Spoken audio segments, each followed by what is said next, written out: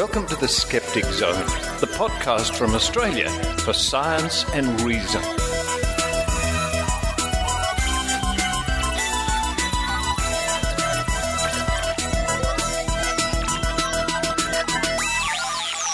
Hello and welcome to the Skeptic Zone, episode number 240 for the 26.May 2013. Richard Saunders here with you from Sydney, Australia. What a glorious, beautiful weekend it's been in Sydney, Australia. Just lovely, pleasant weather, good for getting out and about. Coming up on this week's show, more of the media's attack on the Australian vaccination network. Very good to see newspapers, radio and television. In fact, we're going to kick off with a report in the Sunday Telegraph here in Sydney, reporting on the vilification and abuse suffered by Tony and David McCaffrey. We'll get to that pretty soon. And after that, it's the first of a two-parter Dr Rachie this week. Dr Rachie was a guest on the project on the 10 network here in Australia. So I'll play the audio from that, speaking about the current situation with vaccinations. And later on in the show, Dr Rachie interviews Andy Lewis from Quackometer, or Quackometer, depending on how you'd like to say it. An interview she conducted at the recent QED Con in Manchester. Also on this week's show, A Week in Science from our good friends at the Royal Institution of Australia, www.riaus.org.au. And to round off the show, an interview with me. I was on Radio 2UE here in Sydney just the other night, chatting to Murray Wilton about skepticism.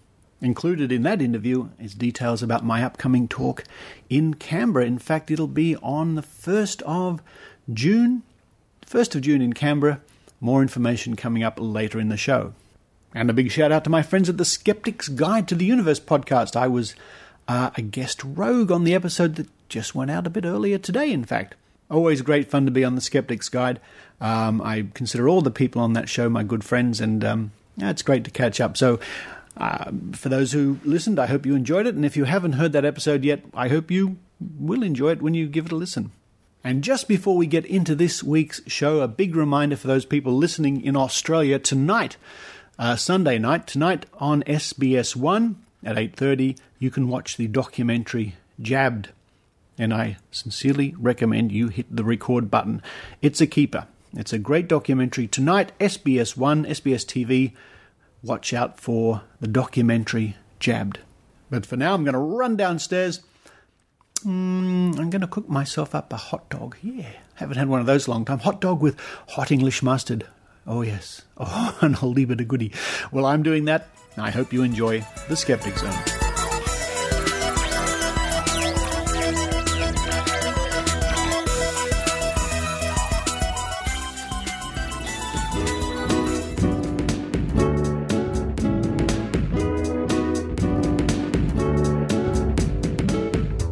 For me, the Sunday Telegraph newspaper, dated the 26th of May 2013. The front page is a picture of Tony McCaffrey holding a photograph of her daughter Dana, who died in 2009. It's half the page, and the headline says, "Exclusive, a mother's grief. I was vilified."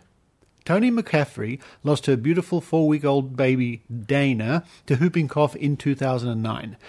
Then the victimization started.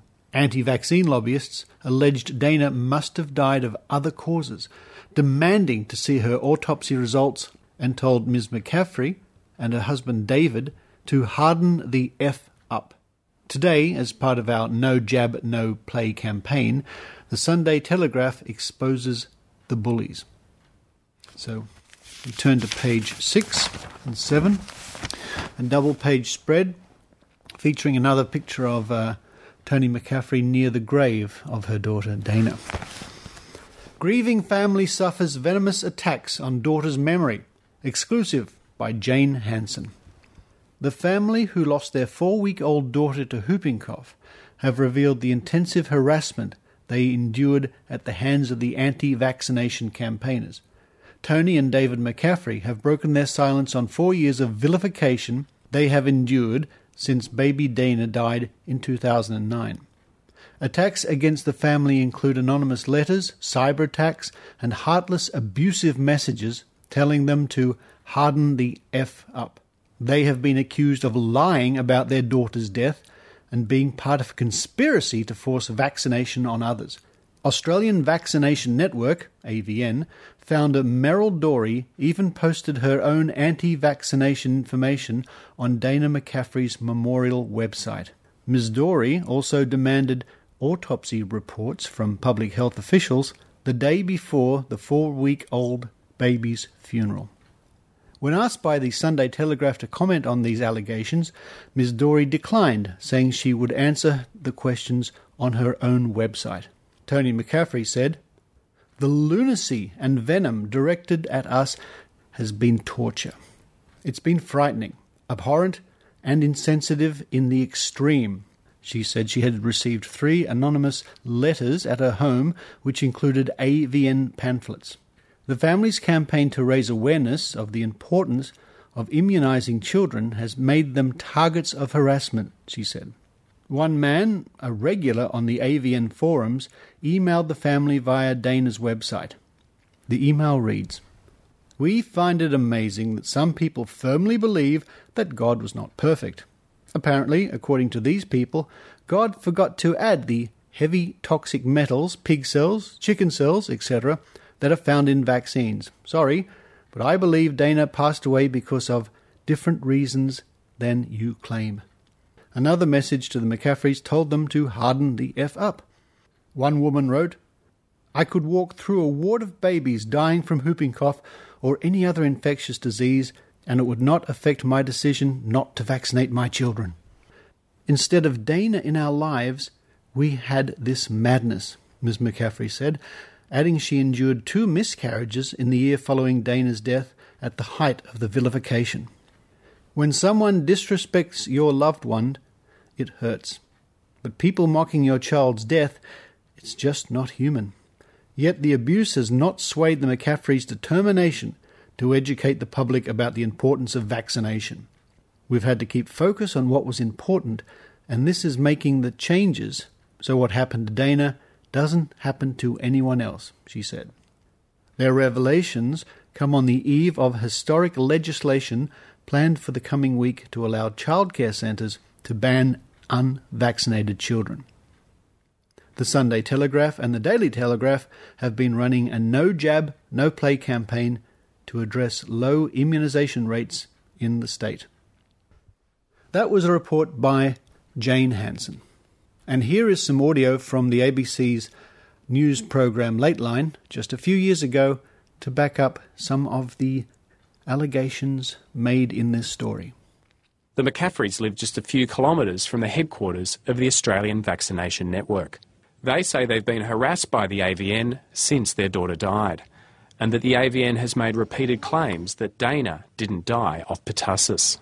Our daughter wasn't even buried, and it began the day before her funeral. It began with phone calls to the health department to get her medical records, contending she didn't die of pertussis. This email from Paul Corbin, the Director of Public Health at the North Coast Area Health Service, backs up Tony McCaffrey's claims. Ms. Dorey called me on 12 March seeking details of your daughter's illness and death. Ms. Dorey contended that I had misled the public in attributing your daughter's death to pertussis. I never said any of that. All I asked was... That's what he says. Well, I'm sorry, that's not true. That is not true. All I said was, how was the diagnosis made? If it was a quick test, do you know that it's a real test and that the result is real? Was it really whooping cough? Meryl Dorey says repeatedly that Dana McCaffrey supposedly died of pertussis. It's the most offensive statement, because I watched over 5 days my beautiful daughter suffer the most agonising death. She was just this innocent little girl who, it was cruel. But then to be put in a position where I have to prove that she died of pertussis, that's even crueler. And she's diminishing the fact that pertussis does and can kill. And it's going to lead someone to make a decision about vaccination that could put their baby or their family at risk, and that's not right. OK, there is a post that you made in reference to the Skeptics which said, "Isn't it incredible how they have made Dana into a martyr because she supposedly died from whooping cough?" Now, could you... Did I say that? Yeah. I don't believe I did. OK. Let me see.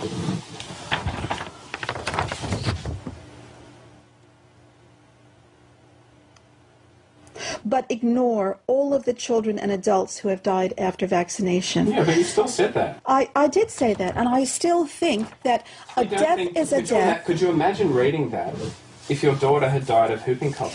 How would that make you feel? Can you imagine reading the Stop the AVN site or the Dana site? I'm asking you about comments you've made. I'm not asking you about comments that's fine. they've made. That's fine. Can you imagine reading those comments? I can imagine, and it would probably be hurtful, and I would be sorry if she felt hurt from what I had said. But from my point of view, all children are important. All deaths are important. The McCaffreys have made their own complaint to the HCCC about the AVN. They have continued to advocate publicly for vaccination and say the AVN continues to publish false and hurtful comments about them, like this Facebook post by an AVN representative. One day I hope the parents of this baby tell the whole story and are able to see how they've been used by a group of ruthless scumbags with ulterior motives. Then maybe they'll be able to honour their child's life with truth. To suggest that we're being used by a group of people, that we're not honouring our daughter's life with the truth, is just reprehensible. They're terrible people.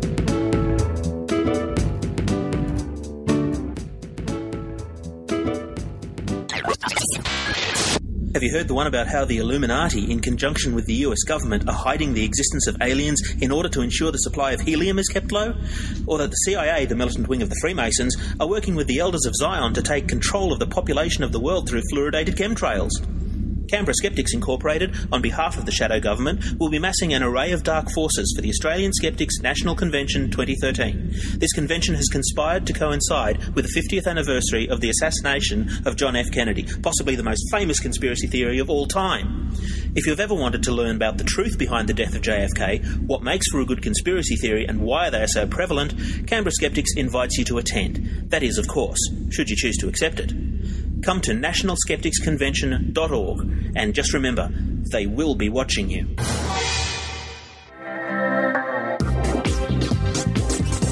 Now it's time for Dr Rachie Reports with Dr Rachael Dunlop. A bipartisan call in New South Wales to ban unvaccinated children from preschools and childcare centres could gain nationwide acceptance. Controversial? Perhaps, but life-saving? Definitely. We've seen the science. The science is compelling. Vaccination is a very good thing. The Minister's right. Vaccination is a very good thing. But don't take our word for it. Let's go to the science. Vaccines have saved the lives of hundreds of millions of people from diseases like diphtheria, measles and whooping cough. That's a fact. When vaccines are given, death rates go down. Vaccines work in two ways. First, immunisation protects the individual from diseases. And second, when enough people are immunised, it reduces the spread of disease in the community. That means when immunisation rates drop, more people are vulnerable. We have immunisation rates in parts of Sydney that are lower than places like Iran and Rwanda. The current rates are so low that epidemics are a matter of when, not if. While 77,000 Australian kids aren't up to date with their immunisations, only a small percentage of parents outright refuse to have their children vaccinated. Their reasons are varied, but a big element of vaccine refusal is fear of adverse reactions. Vaccines are medications, so they all have potential side effects, but these are a much smaller risk compared to the risk of getting the disease. Those fears can be inflamed by misinformation. You may have heard of a link between vaccines and certain illnesses, that they overwhelm children's immune systems, or even that the vaccine is worse than the disease. Rest assured, all of those theories have been scientifically investigated and not one of them is true. It's very clear that vaccination is much safer than not vaccinating. Dr Rachael Dunlop is a researcher from UTS. She's also a podcaster, blogger and science communicator. Rachel, it's alarming to hear a statistic like the fact that parts of Sydney have lower vaccination rates than Rwanda. That gets our attention, but what does that actually mean? Well, it means, Charlie, that there are lots of kids that aren't fully vaccinated, and that means that they're at risk of contracting vaccine-preventable diseases like measles, like whooping cough. And also it puts other children at risk too, particularly very young children, particularly babies who might not have had any vaccinations yet. So we want to make sure that everyone in the community is protected, so we need lots of people to get vaccinated. Dr Dunlop, the debate today has turned on this idea of banning children who are not vaccinated from going to childcare or preschool. Are you a supporter of that, and do you think that is going to drive greater vaccination rates in those parts of Sydney you're talking about? There are things we need to consider, and that is that other children can get harmed if their children, if they haven't got enough kids that are vaccinated in a childcare. And sometimes there are rules in society that we need to abide by to live as a society. We can't drive drunk. We can't take peanut butter sandwiches to childcare. So maybe this will start a conversation where parents can discuss it, talk about it. I'm glad we're having this discussion. I think it's a healthy discussion. We know, as scientists, that vaccines are not 100% safe. They're not 100% effective. But we know the risks that come from vaccinations are tiny, tiny, tiny, minuscule compared to what happens with the disease. So we need to discuss all these things, and then parents make a decision based on the risk ratio, and it's absolutely the safest way to go with vaccines. We deliberately decide not to give anti-vaccination groups airtime on this program or communicate their arguments because we think an overwhelming amount of the research suggests that their position is invalid. Should we be explaining their side of this issue? You know, I don't think so, because by giving them the same sort of time on television or on radio, it creates this impression in people's minds that experts are divided or experts haven't decided. And in every single case, the science is in to demonstrate that vaccines are effective, they're cheap, and they are safe. So it just confuses parents even more if you bring in people that have some crazy ideas, actually. And I sort of liken it to having a Holocaust denier on a discussion about World War II. Well, you wouldn't do that, so why bring in someone with crazy ideas? Good point. Rachel, thanks very much for your time tonight. Thank you. This is really important because I've got kids who go to childcare, and it's like there's like a punch bowl of germs at the childcare where everyone pours all their germs in and everyone gets to take them all home. So, but I made the point to you guys earlier in the day, when I raised this ever on Talkback Radio, you get hammered with people saying vaccinations are dangerous, your kid's going to get autism. They believe this stuff. But that's just not the case anymore. It's not the case. It's interesting when you hear about the idea that you can't take peanut butter sandwiches to daycare, but yet kids can go unvaccinated. When you hear that argument, then you realise more power to New South Wales for doing this. There's a lot of information all over the place on the internet, but if you're after a balanced, neutral view on vaccinations, head to the National Centre for Immunisation Research. The link's on our website. The information there is available. Stay with us. Lots more to come.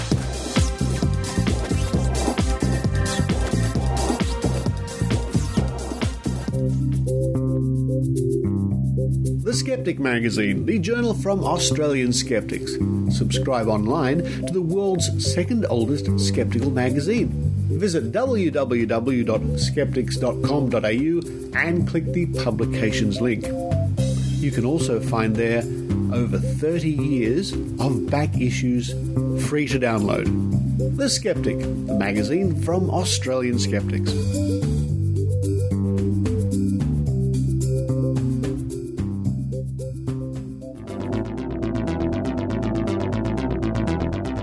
Welcome to A Week in Science from RiAus.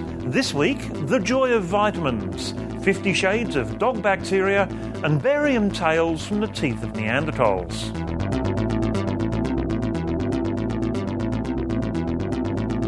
This week we have 2 more reasons to take our vitamins. A study found that vitamin C can kill the bacterium that causes tuberculosis. The research implies that vitamin C could beneficially supplement TB chemotherapy, which is currently a lengthy and often unsuccessful treatment. Meanwhile, a study of elderly volunteers has shown that taking B-group vitamin supplements can reduce brain degeneration associated with Alzheimer's disease and cognitive decline. Have you got a dog at home? Then you might have a lot more life about your place than you bargained for. A citizen science project in the US has shown that households with dogs are home to more types of bacteria than dogless houses. Dog owners took samples from 9 surfaces in their homes, revealing special dog-related bacteria everywhere, from TV screens to pillowcases. This microbial zoo may be the reason why pregnant women who own dogs are less likely to have children with allergies. All up, the researchers found over 7,700 types of bacteria in the 40 homes studied. You're listening to A Week in Science from RiAus. And now, 4 science headlines in 30 seconds. Barium in Neanderthal children's teeth indicates they may have weaned off breast milk at a very early age. The wobble of star system SS Cygni indicates it's much closer to us than previously thought, a mere 372 light-years. Captive-bred brush-tail rock wallabies carry antibiotic-resistant gut bacteria and may transmit them if released into the wild. And finally, bird wings can be built for flight or swimming, but cannot be highly effective at doing both. Young people who undergo CT scans are 24% more likely to develop cancer, but the overall risk is still very low. To put this statistic into perspective, we would expect about 39 cancer incidents in 10,000 people aged between 0 and 19 if they never had a CT scan. However, if all 10,000 people had one CT scan each, we would expect to observe an extra 6 cancer cases. Thus, the increased cancer risk for young people having CT scans is still very low in comparison to the benefits of using CTs as a diagnostic tool. If you enjoy A Week in Science and want to get behind us engaging Australia with science, why not join RiAus as a member? Memberships are affordable with great benefits. Your organisation could also become a corporate member. Full details are on our website. That's been the highlights of another big week in science. For more information and other science news, check out the RiAus website, riaus.org.au, where you can also sign up for notifications of future episodes.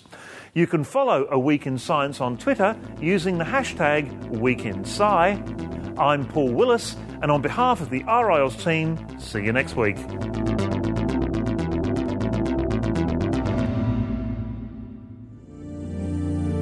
Hi, this is Tim Farley. You probably know me from whatstheharm.net, a catalog of the real-world harm caused by lack of critical thinking. But that's not my only project. I present at Skeptic events. I post a daily Skeptic history fact on Twitter and Facebook. And I blog about using new techniques on the internet to advance skepticism. Come over to skeptools.com and check out my latest ideas. But first, enjoy the rest of the Skeptic Zone. Now it's time for Dr Rachie Reports with Dr Rachael Dunlop. So I'm here at QED in Manchester with Andy Lewis, the famous Andy Lewis from Quackometer. Hi, Andy. Hi there, how are you? Not bad. A bit tired. How are you? Yes, it was quite a busy night last night, wasn't it, with lots going on and 1 or 2 drinks flying around. And 1 or 2 awards as well, by the way. Yes. So tell us what you won last night. I won an Occam Award for the best blog, which I'm quite amazed at, actually. I'm over the moon. There's a lot of very, very excellent blogs out there, so I'm feeling pretty humbled. Well, actually hungover. So you had some pretty stiff competition as well, didn't you? Yeah, there was Hayley Stevens and JDC and Doubtful News as well, up all nominated. So, it was my turn, I guess. Yeah. And in your acceptance speech last night, you said this is normally the time you thank your family, but you didn't this time. Why is that? Yes, I spent like a lot of bloggers. I get told off for spending too much time on my blog. No, my family are wonderful, and I've just spoken to my wife, and she's over the moon, so I'm going to go back home and see my little babies in a minute. Oh, great. So just for our listeners that haven't been to Quackometer, and I doubt thered be many of them, but you cover a lot of alt-med stuff, don't you? Yes. So, I've been doing it for about 5 or 6 years now, which I can't quite believe. And just really speaking about the effect of alternative medicine on society, really. I think that's what's really most fascinating about it all, and how we think about it, and sort of the mistakes people make about thinking about it, which lead to dreadful regulatory decisions and so on. Something close to your heart as well. Yes. So you've taken an interest particularly in Steiner schools, and recently, haven't you? What can you tell us about those? Yeah, well, that's right. Waldorf schools and Steiner schools. I came across Rudolf Steiner through alternative medicine, obviously, because he had some very weird ideas about medicine. He was a big supporter of his own brand of homeopathy. And very close to me, the government is setting up a new free school, which they're paying for, which is based on Steiner principles. And with 2 young children, I thought I'd better investigate this a bit further. And it's they present themselves as sort of catering for the whole child and running around in the woods and lots of art and so on.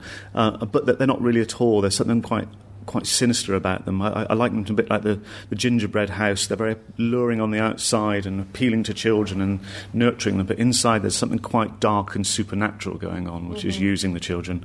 So, yeah, and there's lots of alternative medicine going on inside these schools. They treat kids with homeopathy and they don't vaccinate them, and they look after, the doctors in the schools look after this child's spiritual development and give them curative eurythmy sessions, which is a strange form of dance. So it's completely wonderful, but also very, very disturbing as well, I think. And so that's going to be funded publicly, did you say? Yeah, there's about 30 or so private Steiner schools, Waldorf schools in the UK, and they're all over the world. I know you've got them in Australia. They, up till now, they've been sort of like those quaint, odd hippie schools, that have existed on the outside of, alternative towns and so on. But the government at the moment is taking schools out of local authority control and handing over money to pretty much anyone who says they can set up a school. So it's not just the Steiner schools. We've got the Maharishi, the Transcendental Meditation people, setting up public schools. And there's a number of other, the creationists are trying to get in there as well. But I picked on Steiner, A, because they're close, and B, there's an alt-med theme in there as well, which is common to a lot of these new schools, like the Maharishi. They dish out lots of Ayurvedic medicine to children and so on. So it's all very bizarre and can't quite get my head around it. Yeah, I mean, I guess the whole vaccination thing worries me, and there's been a lot of talk here this weekend about the outbreak in Swansea in Wales at the moment, which is now, I think, up to 700 cases or something, and the epidemic hasn't even peaked yet. They expect it will in the next couple of weeks. So creating little pools of microenvironments of unvaccinated kids sounds like a very bad idea. Yeah, absolutely. The government actually recognises anthroposophical organisations like Steiner schools. Anthroposophy is a sort of philosophy of Rudolf Steiner, and it's not just the schools, there are adult education colleges and so on, but the government recognises them as communities of unvaccinated people and children, so they recognise them as a danger, and indeed a lot of the outbreaks that have happened over the past few years, there's been a Steiner community nearby. And in fact, the Steiner schools have an inter-Steiner school Olympics, and last year it was cancelled because so many of the kids had measles, which is just incredible. It's so preventable. Just give them a MMR and then they can go and play the Olympics. I know. It's a no-brainer, isn't it? And they what I worry mostly about Steiner schools is how they mislead parents, that they don't tell them they're a spiritual school and have these strange ideas, obviously. And on vaccination, you go to their websites and they play the usual anti-vax trick of saying, we don't encourage or discourage parents, we leave it up to the parents' choice, which is misdirecting, really, because they don't do anything to encourage it, and there's a strong ethos within the school that homeopathy works and vaccination is bad. And Rudolf Steiner wrote lots about this. He said that these sort of diseases were good for the children's souls. It helped the body to reform during fever, which is quite a homeopathic idea as well.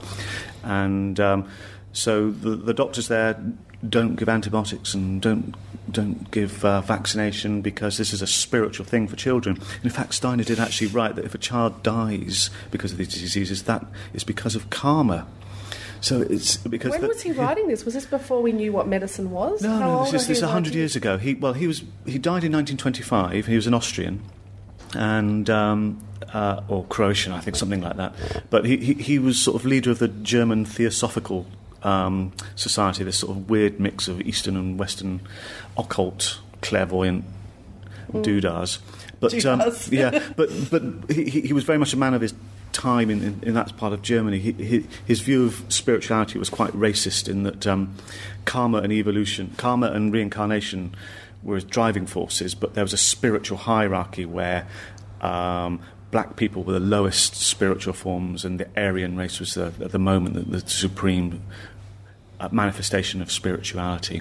So, and depending on what you do on this life, you'll go up and down that racist hierarchy, if you like. So it was quite dark and sinister, and of course it was quite alluring, I suppose, to Germany at that time with everything that was going on. Yeah. So is it considered a religious belief? Well, I mean, you're getting into definitions of cults and religions there, but it's definitely, it's definitely a religion in that it's a belief about the spiritual world with various supernatural entities, the devils of Lucifer and Ahriman battling each other with the Christ figure there, redeeming in the middle. So it's got loosely Christian forms, but it also aggregates in Eastern ideas of reincarnation and karma. But what Steiner told his teachers to do in his school was to deny to parents it was a religious organisation, to hide the spiritual aspects of it and hide the fact that the goal of the school was like spiritual midwifery, actually helping children's souls incarnate into their bodies as they go through school. Okay. So that's what the teachers are actually doing. And they believe that reading and writing can interfere with that incarnation process for early children. So they don't. That's why they don't teach children to read and write, because... Yeah, because I'm not familiar with Steiner as that name, but I know Waldorf schools, and they were similar, and kids would play in the dirt instead of learning mathematics and stuff. Yeah. So how do they acquire skills? That's a very good question. Yeah, clear it up. It depends which country and whether they're called Waldorf or Steiner, but they're the same thing. They're anthroposophical schools, because Steiner set up his first school at the Waldorf Astoria cigarette factory, I believe. Okay. So, So it's a good question. I mean... people put to me, yes, but I went to a Waldorf school, and in fact I was out with dinner with the Cape Town Skeptics in the autumn, telling them that I was talking about this, and I was talking about Steiner schools, and one of the main guys there at Cape Town Skeptics said, but what do you mean Waldorf schools? And I said, they're the same thing. And he said, I went to a Waldorf school. He had no idea. But so there are people. He had no idea of the underlying philosophy, and because it's well hidden from parents and the children. And some children will thrive there, whether that's in spite of or because of the type of teaching. And there undoubtedly will be conscientious and good teachers within that environment as well. But there are lots of people who don't thrive. And especially if you've got any learning difficulties, they have all these very weird ideas about how, learning difficulties is a manifestation of karma and so on. You have to spiritually cure them. So it seems incredibly irresponsible, because if parents are enrolling their children, they're not being aware of this philosophy. Yeah. How are they able to prevent their kids from falling behind? Or yeah, I mean, there are some parents who don't care about that. They want their kids running around in the woods and painting. So there are other parents who, they don't like the exams. They advertise themselves as being anti-exam and all that treadmill of academia, which some people might think is a great idea. But there are other parents who spot their children are falling behind their peers, not learning to read, and so start wondering what the school is that they've sent them to, and then discover. And that's the most shocking thing when they find out. And so you'll see Steiner survivor parents online and so on, and talking about this and campaigning against it and having very little effect on government policy and so on. So, but I think in the UK that will come to a head because it's state funded, all this idea of choice for parents. There will be parents who have very little choice because it's the closest school and there's no other schools available. And when they find out what's being funded here, I think in 2 or 3 years' time there's going to be documentaries and whatever. I think it'd be pretty explosive, really. So have you, given that you've been writing the blog for 5 or 6 years and you cover some stuff that are, I guess, sacred cows to some people, you must get some hate mail? Yeah, lots of wonderful everyday. I'm sure you do as well. Oh, yeah, I do. Lots of it. And threats and things and stalkers and harassers, It's funny, isn't it? Because the alt-med community pictures themselves as warm and fuzzy and unicorn and rainbow farts, but it's not like that in the front line, is it? And there's lots of people. There's people who feel sorry for me as well, which I get most angry about. Right. Who write to me, you really ought to embrace these alternative medicines, and one day you'll need them, and so on. It's a bit like a religion, really. I've got a God-shaped hole in my heart, or whatever. So you were telling me on the panel we did yesterday that you actually have some education in quantum, and you get lectured by people quite a lot about the alternative meaning of quantum. Yeah, my PhD was in nuclear physics, but I don't really let that on because lots of people come on and tell me that quantum physics can all explain that, and I've let a few people just walk into that. Some academics in alternative medicine who should have known better. And I mean, it's hard. I don't really understand it. But you can see these guys have got absolutely no idea what they're talking about, and it's just part of the incredible human capability to attach stories to your beliefs and so on, isn't it? Quite amazing. Yeah. Well, thanks for talking to us, Andy, and congrats on the award again from last night. Thank you. I love the blog. Good luck with all your stuff in Australia. It sounds like you're doing fantastic stuff at the moment. Yeah, we are. Yeah, things making are going good progress. well. Good. All right, thanks. Lovely. Thank you.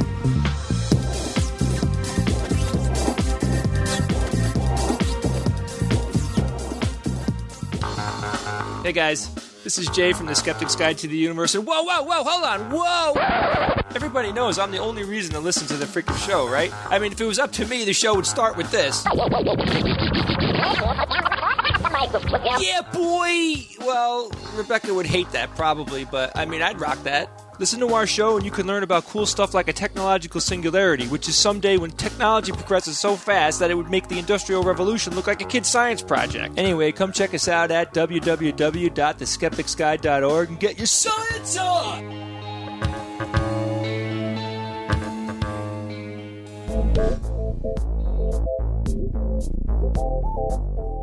Well, this is 2UE and network stations. Nice to have your company on this Friday night. It's cold outside, it's dark. Many people would say it might even be a little bit spooky.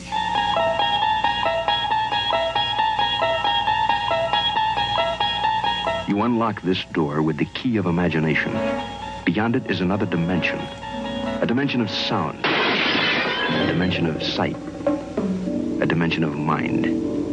You're moving into a land of both shadow and substance, of things and ideas. You've just crossed over into the Twilight Zone. So what do you think of all that? Ghosts, spoon-bending, mind tricks, the paranormal, the other side, clairvoyance. Do you believe in all that, or are you a skeptic? So exactly what are the skeptics? And how long have they been around? I mean, how do you become a skeptic? And what sort of people make up their membership? Well, Richard Saunders is the New South Wales president of the Australian Skeptics. They are going to be in Canberra on Saturday, June the 1st, in the lecture theatre at the CSIRO Discovery Centre in the ACT. It's free admission. They're going to be looking at, I suppose, paranormal and what it's all about. And they've got a differing view on all of this. They've also got a $100,000 prize. It all sounds fascinating, I've got to tell you. Richard Saunders is the New South Wales president of the Australian Skeptics, and I'm happy to say that he joins us on the line. How are you? I'm feeling particularly spooky tonight. I'm hearing that music. I've got to tell you, I didn't even know we had an organisation called the Australian Skeptics. Yeah, well, we've been around since about 1981. We were kicked off by Dick Smith, Philip Adams, and the magician from America, James Randi. Basically, skepticism, modern skepticism, came about because of all the funny claims that we heard in the 1970s, like people, spoon benders and UFOs and Bigfoots and all the rest of it. And when some magicians especially saw that what they were seeing were really just magic tricks from the book, they got a little bit upset about that, because you're not supposed to, wreck the magical art like that. And so that's really how modern skepticism was born. Is it all hocus pocus? Is it all magic, is it? Depends. If somebody's doing a trick that looks like a trick, then yes, it's most probably a trick. So if it walks like a duck and quacks like a duck? Yeah, more or less. But the very important thing that skeptics must always do and always remember is that we must keep an open mind. That is, we'll go along and investigate a strange claim and see what the truth is. Now, if that strange claim turns out that it really is a strange claim, then we have to stand up and say, well, it's pretty spooky and we don't know what's going on. You require proof, don't you? Yeah. Well, it's like anybody. If you're going to buy a used car, everybody's skeptical in that respect. They'll look for good evidence and they'll kick the tires and they'll do their research. That's what we do with all the claims that we come across. What do you classify as proof? How much proof do you need?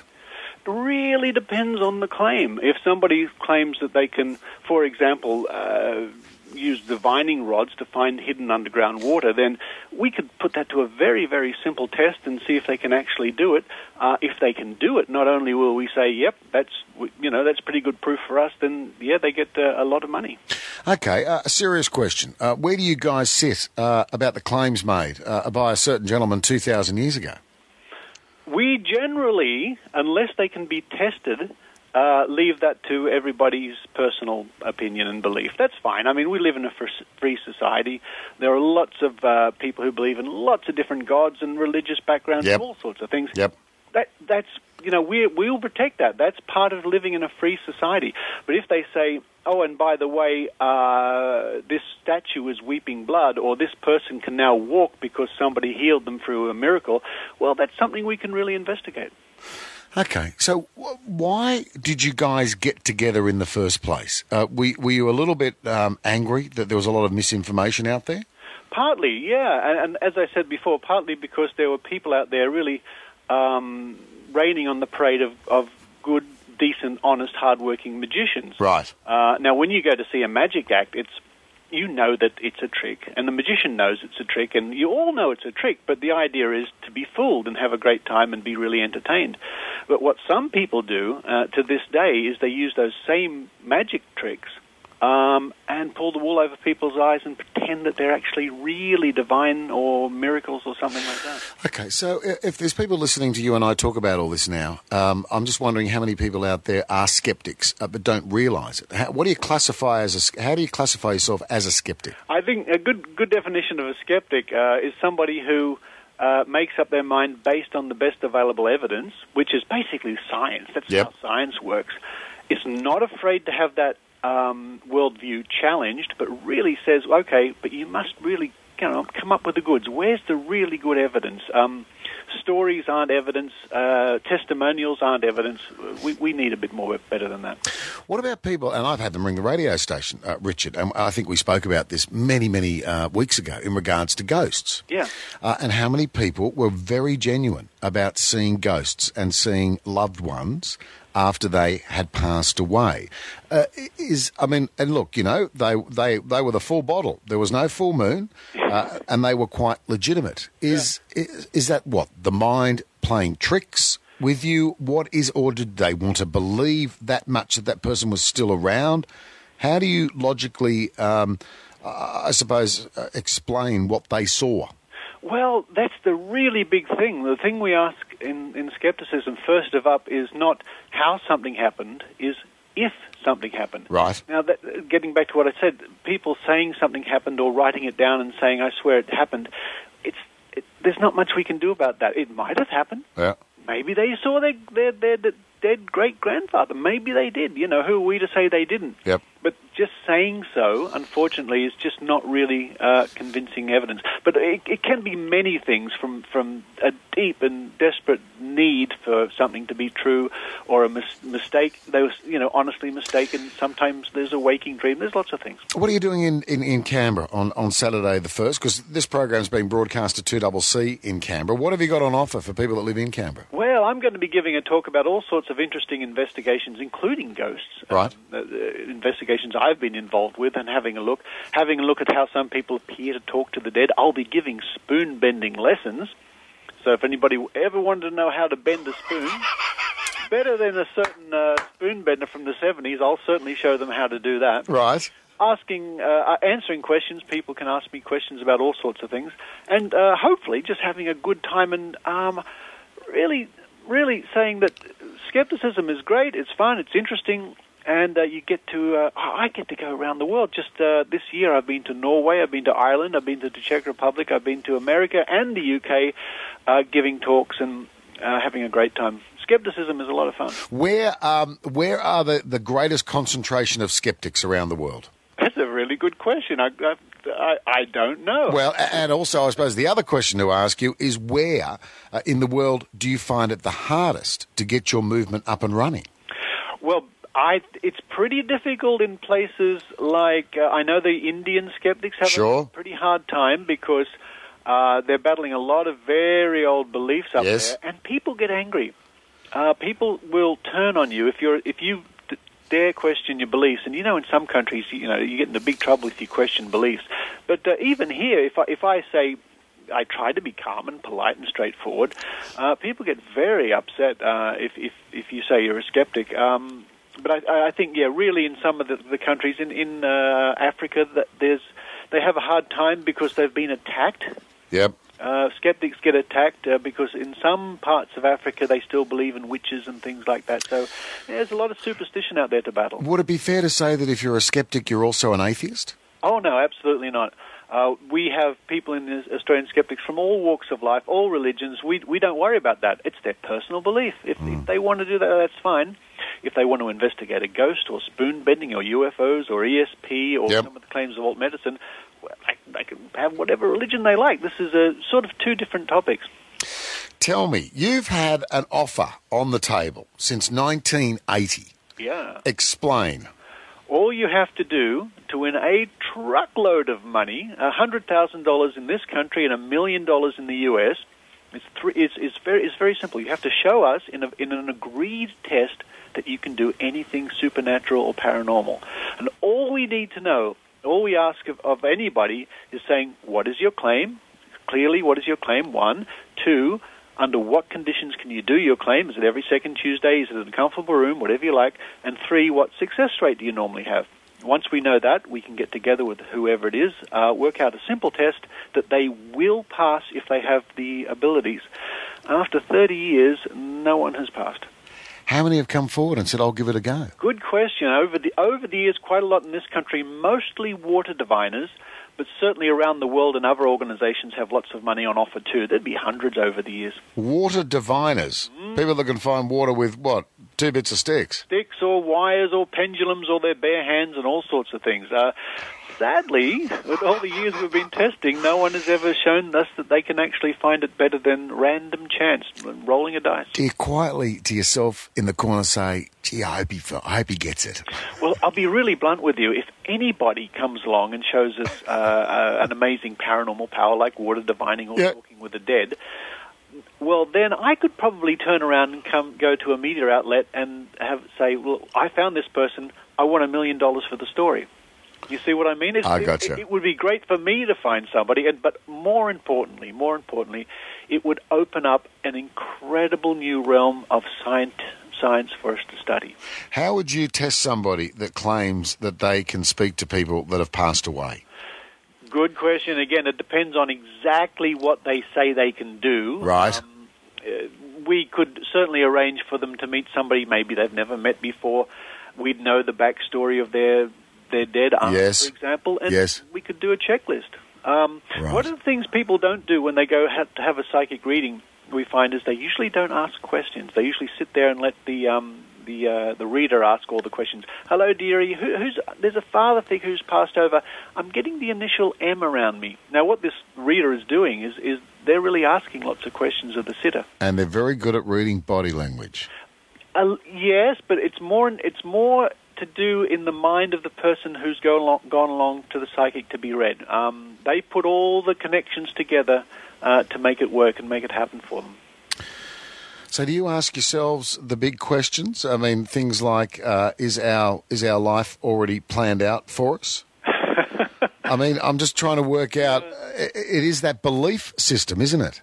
I think I'd rather spend my time hunting UFOs. I'll leave that to philosophers. I hope my life's not all destined and planned out for me. I mean, I like How do we find out more about your lecture? Saturday, 1st of June, 1:30 till 3. It's free. It's free, absolutely. The easiest way is to simply go to CanberraSkeptics.org.au. Yes. And all the information's there. And we spell skeptics with a K because, it's a long story. But I was going to ask you that. Well, the truth is, when the Australian Skeptics started, we nicked the letterhead or the masthead from the American magazine, and they spelled it with a K. I mean, I don't know. Those damn Americans. Listen, anyway, CanberraSkeptics.org.au, all the information's there, and as I say, I'll be happy to do spoon bending lessons. Good on you, Richard. Great to talk to you. Thank you. Thank you so much. Bye-bye. Richard Saunders joining us on the line. He is the president of New South Wales president of the Australian Skeptics Association. So you can jump on their website, canberraskeptics.org.au. Are you a skeptic or do you believe? And I just wonder, what experiences have you had? Or do you think it's just, I don't know, a load of hocus pocus? It is very true what Richard has just said, that if you ever go to a clairvoyant, and look, I have to admit, I've been, out of curiosity's sake, they do all the talking. And you don't ask questions. And I think sometimes maybe you don't ask questions because you don't want to let on anything in case, because in the back of your mind, I'm sure you think that it is possibly hocus pocus. So you sit there like with a poker face because you don't want to let anything on. Anyway, what are your thoughts? Are you a skeptic or do you believe? 13 13 32, that's our telephone number.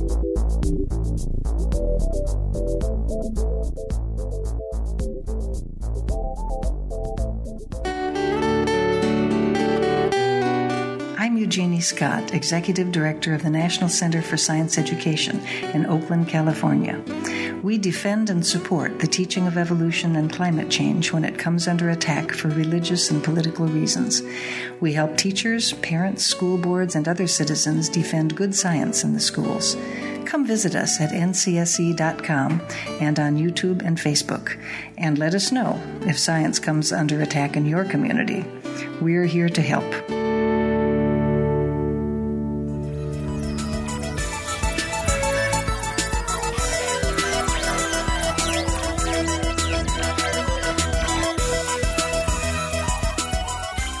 Thank you for listening to the Skeptic Zone, and I hope you're as angry as I am about the insane and sick behaviour of those people at the Australian Anti-Vaccination Network.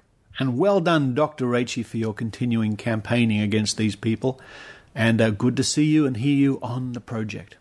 And thank you to all those people who keep writing in to say how much you enjoyed Solar Flare. It's really nice. In fact, I just noticed a spike in the number of downloads, so that's really good to see. Solar Flare, a lot of fun, and we even poke fun at the anti-vaxxers in it big time. If you haven't heard Solar Flare, just go to www.skepticzone.tv, scroll down a little bit, and you'll see the link. Solar Flare, the great space adventure. Well, I better get myself together and start working on the finishing touches for my talk in Canberra on Saturday. Hope to see you there. But for now, this is Richard Saunders, signing off from Sydney, Australia.